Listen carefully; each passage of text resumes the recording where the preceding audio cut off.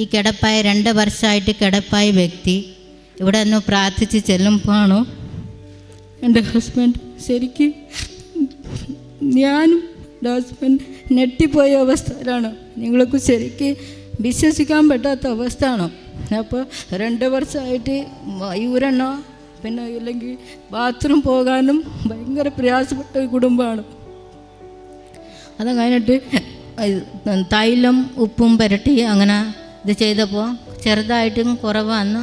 2ാമത് പുതുക്കാൻ വന്നപ്പോൾ എൻ്റെ ഹസ്ബൻഡിന് അസുഖം സൗഖ്യമായിട്ട് ഹോസ്പിറ്റലിൽ പറഞ്ഞ വ്യക്തി ആ ഡോക്ടർ MRI സ്കാൻ ചെയ്തപ്പോൾ പറഞ്ഞു ഇതിലൊന്നും കാണുന്നില്ല, ഡിസ്കിൻ്റെ ദശ കയറി ഞരമ്പിനെ കുത്തിയിരിക്കുകയാണോ, അതാണ് മുറിച്ച് മാറ്റുന്നതെന്ന് പറഞ്ഞത്. അഞ്ജനയാണ്. ഞാൻ വൈറ്റില എളംകുളം ഇടവകയാണ്. ഞാൻ ഒരു ഒറീസക്കാരത്തിയാണ്. ഇവിടെ 15 വർഷമായിട്ട് നമ്മുടെ എറണാകുളം ഏരിയയിൽ താമസിക്കുന്നതാണ്. എൻ്റെ ആദ്യത്തെ ഉടമ്പടി സാക്ഷ്യം ഞാൻ പറയുന്നു. എൻ്റെ ഹസ്ബൻഡും ഒരു ചെടി വർക്ക് ചെയ്യുന്ന ഒരു വ്യക്തിയാണ്, ഗാർഡൻ വർക്ക്. അതിന് ഒരു വീട്ടിൽ പോയപ്പോൾ പുല്ല് വെട്ടാൻ ആ വീട്ടുകാരൻ വാട്ടർ ടാങ്കിൻ്റെ മൂടികയാണ് മാറ്റിയിട്ടിട്ട് പച്ച സീറ്റ് വിരിച്ചിട്ടത് വെള്ളത്തിലെ സൂര്യപ്രകാശം കിട്ടാൻ വേണ്ടിയാണ് ഇട്ടത്. അപ്പോൾ വീട്ടുകാരൻ പറഞ്ഞില്ല, എൻ്റെ ഹസ്ബൻഡ് അറിഞ്ഞില്ല. അപ്പോൾ പുല്ല് വെട്ടിക്കൊണ്ട് നിന്ന സമയങ്ങളിൽ അത് ടാങ്കിൽ വീണുപോയപ്പോൾ അപ്പം തന്നെ കിടപ്പായി. അപ്പോൾ വീട്ടുകാർ കൊണ്ടുപോയി ഹോസ്പിറ്റലിൽ കിടത്തി. എന്നെ വിളിച്ച് പറഞ്ഞത് ഹോസ്പിറ്റലിൽ കിടക്കാനാണ്, ഇങ്ങനെ വീണുപോയെന്ന് പറഞ്ഞു. അപ്പോൾ 2 വർഷത്തോളം അങ്ങനെ കിടപ്പായി. ഡോക്ടറുടെ അടുത്തും പോയി. ഡോക്ടർ MRI സ്കാനും കാര്യങ്ങൾ ചെയ്തു പറഞ്ഞു 2.5 ലക്ഷം രൂപ വേണം ഡിസ്കിൻ്റെ ഓപ്പറേഷൻ മാറ്റണമെങ്കിൽ. അപ്പോൾ ഡിസ്കിൻ്റെ ഓപ്പറേഷൻ തന്നെ ഈ ആഴ്ചയിൽ തന്നെ ചെയ്യണം. അപ്പോൾ ഞാൻ പറഞ്ഞു ഡോക്ടറെ എൻ്റെ കയ്യിൽ പൈസ ഒന്നുമില്ല, അപ്പോൾ ഞാൻ കുറച്ച് നാളെ ഗുളിക നോക്കട്ടെ, അത് കഴിഞ്ഞിട്ട് ഓപ്പറേഷൻ ചെയ്യുക. അത് കഴിഞ്ഞിട്ട് 2 വർഷം അങ്ങനെ കടന്നു പോയി. എനിക്ക് എൻ്റെ ഒരു കൂട്ടുകാരത്തെ പറഞ്ഞതാണ് ഉടമ്പടി കൃപാസനം ഇവിടെ ആലപ്പുഴയിലാണ്. അപ്പോൾ എനിക്ക് വഴി ഒന്നും അറിയില്ല.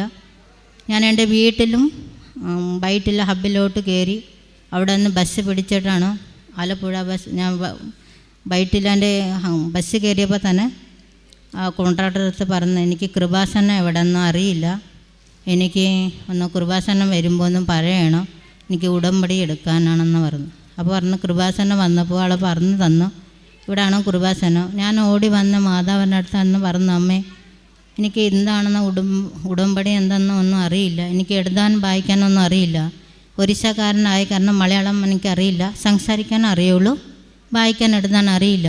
ഇവിടെ വന്നപ്പോൾ ഉടമ്പടി എടുക്കുന്ന സമയങ്ങളിലാണ്.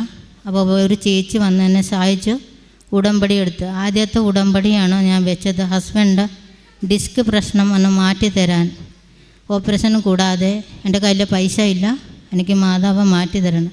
ഞാൻ വരുമ്പോൾ തന്നെ ഹസ്ബൻഡിൻ്റെ അടുത്ത് പറഞ്ഞായിരുന്നു ഞാൻ കൃപാസന മാതാവിൻ്റെ അടുത്ത് പോകുന്നുണ്ട്, ഞാൻ മാതാവ് മാറ്റി തരും, കുറച്ച് വിശ്വസിച്ച് നിൽക്കേ, ഞാനും കൂടെ പോകുന്നുണ്ട് അവിടെ പ്രാർത്ഥിക്കാൻ, അമ്മ നമ്മളെ കൈ വിടില്ല.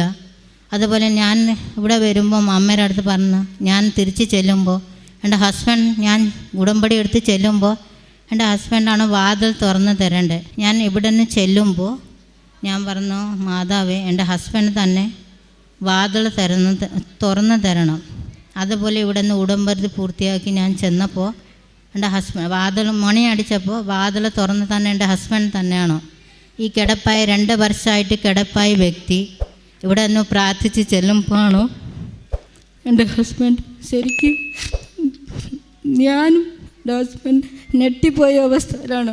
നിങ്ങൾക്ക് ശരിക്കും വിശ്വസിക്കാൻ പറ്റാത്ത അവസ്ഥയാണോ. അപ്പോൾ 2 വർഷമായിട്ട് യൂരെണ്ണോ പിന്നെ ഇല്ലെങ്കിൽ ബാത്റൂം പോകാനും ഭയങ്കര പ്രയാസപ്പെട്ട കുടുംബമാണ്. അത് കഴിഞ്ഞിട്ട് തൈലം ഉപ്പും പുരട്ടി അങ്ങനെ ഇത് ചെയ്തപ്പോൾ ചെറുതായിട്ടും കുറവ് വന്നു. 2ാമത് പുതുക്കാൻ വന്നപ്പോൾ എൻ്റെ ഹസ്ബൻഡിന് അസുഖം സൗഖ്യമായിട്ട് ഹോസ്പിറ്റലിൽ പറഞ്ഞ വ്യക്തി ആ ഡോക്ടർ MRI സ്കാൻ ചെയ്തപ്പോൾ പറഞ്ഞു ഇതിലൊന്നും കാണുന്നില്ല, ഡിസ്കിൻ്റെ ദശ കയറി ഞരമ്പിനെ കുത്തിയിരിക്കുകയാണോ, അതാണ് മുറിച്ച് മാറ്റുന്നതെന്ന് പറഞ്ഞത്. അവിടെ നോക്കുമ്പോൾ പറഞ്ഞ് ഇവിടെ ഇങ്ങനത്തെ ഒരു സംഭവം ഇല്ല, അത് മാറിപ്പോയല്ലോ, ഓപ്പറേഷൻ്റെ ആവശ്യമില്ല പറഞ്ഞു. അതുപോലെ തന്നെ എനിക്ക് 15 വർഷമായിട്ട് ഞാൻ ഒറീസയിൽ അറിയാലോ, ക്രിസ്ത്യാനി ആയതിന് വെട്ടിക്കൊല്ലുന്ന പരിപാടി ഒരു സംഭവമുണ്ടോ. ഞാൻ ഈശ്വരനെ വിശ്വസിച്ച് ജീവിക്കുന്ന ഒരു വ്യക്തിയാണ്. ഞാൻ പറഞ്ഞ അമ്മ എനിക്ക് വീടില്ല, എനിക്ക് 1.5 സെൻറ്റ് സ്ഥലം ഞാൻ അമ്മയുടെ അടുത്ത് വന്ന് പറഞ്ഞതാണ്. എനിക്കൊന്നും തന്നില്ലെങ്കിൽ 1.5 സെൻറ്റ് സ്ഥലം എനിക്ക് വേണം. 6 മാസത്തിനുള്ളിൽ എനിക്ക് ജോലിക്ക് പോകുന്ന സ്ഥലത്ത് ആ സാറ് പറഞ്ഞു, ആകെ എൻ്റെ കയ്യിൽ 3 ലക്ഷം രൂപ ഉള്ളൂ, ബാക്കി പൈസ ഒരു 12.5 ലക്ഷം രൂപ വേണം എനിക്ക് സ്ഥലം 2 സെൻറ്റ് മേടിക്കണമെങ്കിൽ. അപ്പോൾ ആ സാറ് പറഞ്ഞു, പെട്ടെന്ന് തന്നെ പറഞ്ഞു, ഞാൻ ബാക്കി പൈസ തന്നെ സഹായിക്കാം.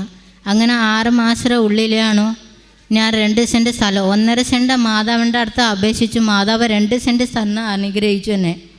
അത് കഴിഞ്ഞിട്ട് 2 വർഷത്തേക്കും ഇവിടെ വീട് വെക്കണമല്ലോ. അപ്പം ഞാൻ രാത്രി പകലും പിന്നെ അവിടെ നിന്ന് കടം മേടിച്ചതും അത് തീർക്കാൻ വേണ്ടിയാണ് അമ്മയുടെ അടുത്ത് പറഞ്ഞ, അമ്മ എനിക്ക് വീട് സ്ഥലം മേടിച്ചത് കടം തീർക്കണം, ഒരു വീട് വെക്കണം, എനിക്കൊരു പെൺകൊച്ച് വളർന്ന് വരുന്നതാണ്, ഇപ്പോൾ വാടക വീട് കിട്ടുന്നില്ല. അപ്പോൾ ഞാൻ അമ്മയുടെ അടുത്ത് 2 വർഷം കടന്നു പോയിപ്പോൾ ഞാൻ അമ്മയുടെ അടുത്ത് പറഞ്ഞ, അമ്മേ എനിക്കൊരു വീട് എനിക്ക് നൽകി അനുഗ്രഹിക്കണം കേട്ടോ. ഞാനും ഒരു 2 വർഷത്തൊക്കെ കടന്നു പോയ ശേഷം ഞാൻ അത് കഴിഞ്ഞിട്ട് കൊറോണ അതൊക്കെ വന്ന ശേഷം ഞാൻ പിന്നെ വരാതെ നിന്നു.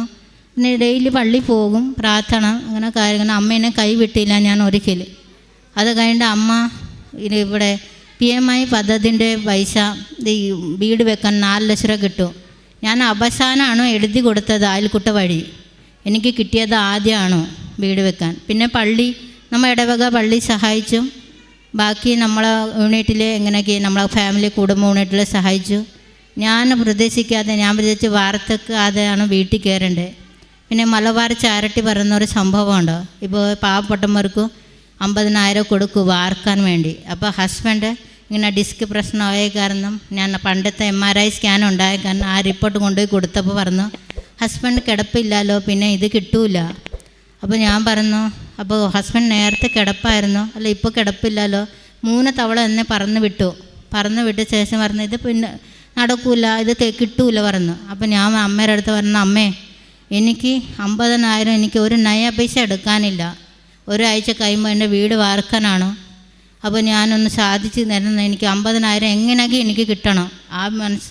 ആ മലബാർ ചാരിറ്റിയിലെ ആൾക്കാരുടെ മനസ്സ് മാറ്റണം, ഇല്ലെങ്കിൽ അമ്മ എടുത്ത് തരണം. അമ്മയുടെ കയ്യിൽ ഇഷ്ടം പോലെ പൈസ ഉണ്ട്. ഞാൻ അങ്ങനെയാണ് അമ്മയുടെ അടുത്ത് സംസാരിച്ചത്.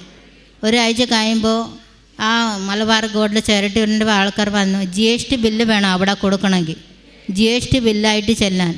ഞാൻ GST ബില്ലായിട്ട് ചെല്ലും. ആ 50,000 ചെക്ക് എൻ്റെ കയ്യിലാണ് തന്നെ.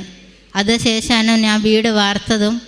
അതിലേക്കാളും എല്ലാവരും സഹായം തേടി, യൂണിറ്റിലും കാര്യങ്ങളും എല്ലാത്തിലും സഹായം തേടിയാണ് എനിക്ക് ഈ വീട് ഞാൻ ആഗ്രഹിക്കാനേക്കാളും കൂടുതൽ ഭംഗിയായിട്ട് എൻ്റെ അമ്മ വെച്ച് തന്നു. ജനുവരി 15-ാം തീയതി തന്നെ ഹൗസ് വാമിങ് ആയിരുന്നു. അപ്പോൾ കഴിഞ്ഞിട്ട് ഇത്രയും നാളും ഞാൻ വൈകി പോയതാൽ മാതാവിനടുത്ത് മാഫ് അപേക്ഷിക്കുന്നു, ഈശ്വരൻ്റെ അടുത്ത് മാഫ് അപേക്ഷിക്കുന്നു, സാക്ഷ്യം വൈകി പോയതിനാൽ. പിന്നെ 3ാമത്തെ സാക്ഷ്യമുണ്ട്. എൻ്റെ കുഞ്ഞ് 3ാം ക്ലാസ്സിൽ പഠിച്ചുകൊണ്ടിരിക്കാനായിരുന്നു. ആൾക്ക് മലയാളം വായിക്കാനും നമുക്ക് ജപമാല ചൊല്ലാൻ അറിയില്ല. നമ്മൾ രഹസ്യം മാത്രമേ ചൊല്ലാൻ അറിയുള്ളൂ, പിന്നെ ബാക്കി നമ്മളെ കാര്യങ്ങളൊന്നും അറിയില്ല. അപ്പോൾ ഞാൻ അമ്മയുടെ അടുത്ത് പറഞ്ഞു, അമ്മേ കുഞ്ഞിനെ ഒന്ന് മലയാളം വായിക്കാനും എഴുതാനും കുടുംബ പ്രാർത്ഥന നടത്താൻ കൊച്ചിനെ ശക്തി തരണേ മാതാവേ, മലയാളം വായിക്കാൻ. ഇവിടെ നിന്ന് ഞാനൊരു 2ാമത്തെ പുതുക്കി ചെന്നപ്പോഴാണ് ഞാൻ ഉപ്പും തേന് കൊച്ചിനെ കൊടുത്തുകൊണ്ടിരിക്കുകയായിരുന്നു. അപ്പോൾ 3ാമത്തെ ഉടമ്പടി പൂരിപ്പിക്കാനും വരുന്ന പകുതി ആയപ്പോഴാണ് കൊച്ചി നന്നായിട്ട് മലയാളം വായിക്കും. ഇപ്പോൾ മര്യാദയ്ക്ക് ഇപ്പോൾ 3ാം ക്ലാസ്സിൽ തന്നെ നന്നായിട്ട് ബൈബിൾ വായിക്കും, കൊന്ത ചൊല്ലും, എല്ലാം ചെയ്യും മലയാളം. അപ്പോൾ അതങ്ങനെ നമുക്ക് വീട്ടിൽ കുടുംബ പ്രാർത്ഥന നടത്താൻ പ്രശ്നമൊന്നുമില്ല. നമ്മൾ ആളെ ചൊല്ലിത്തരുന്ന പ്രാർത്ഥന നമ്മൾ ചൊല്ലും. അങ്ങനെ എല്ലാ ദിവസവും പള്ളി കൊണ്ടുപോക്കും, പള്ളിയിൽ നമ്മളെല്ലാവരും കൂടെ പോകും, അങ്ങനെ കടന്നു പോകുന്നത്. പിന്നെ 4ാമത്തെ ഒരു എൻ്റെ സാക്ഷിയാണ്. എൻ്റെ ചേച്ചി മെൻ്റലി പ്രോബ്ലം ആയെന്ന് പറയുമ്പോൾ ഒരു പ്രാന്തമായ സ്റ്റേജിലായിരുന്നു. കാലിലെ ചെയിൻ കെട്ടിവെക്കും. 2 മക്കളാണ് ആൾക്ക്. ചേച്ചീനെ വേണ്ടി ഞാൻ പ്രാർത്ഥിച്ചത്, ചേച്ചി ഇവിടെ ഇല്ലല്ലോ, ഒരു ശൈലാണ്. അപ്പോൾ എൻ്റെ നെറ്റിൽ തന്നെ തൈലം പൂശി ഞാൻ പ്രാർത്ഥിച്ചു, എൻ്റെ മാതാവ് എൻ്റെ നെറ്റിയാണോ ചേച്ചീൻ്റെ നെറ്റിയാണെന്നല്ലേ ഞാൻ കുരിശ് വരയ്ക്കണേ. ആ കുരിശിനെ അത് എൻ്റെ ചേച്ചീൻ്റെ നെറ്റ് ഓർത്ത് ആ അസുഖം മാറ്റി തരുന്ന അനുഗ്രഹിക്കണേ. ഇപ്പോൾ ഒരു കുഴപ്പമില്ല ചേച്ചിക്ക്, എല്ലാം ചെയ്യാനുണ്ടോ കൊച്ചുങ്ങളും കൂടെ. അപ്പോൾ തിരിച്ച് നേരത്തെ കൊച്ചുങ്ങളെ തന്നെ പ്രസവിച്ച കൊച്ചുങ്ങളെ പോലെ തിരിച്ചറിയാത്ത അവസ്ഥയായിരുന്നു ആൾക്ക്. ഇപ്പോൾ കൊച്ചുങ്ങളെ ശുശ്രൂഷിക്കുന്നുണ്ട്, ഒരു കുഴപ്പമില്ലാതെ ആൾ കുടുംബജീവിതം നയിച്ചു പോകുന്നുണ്ട്. അത്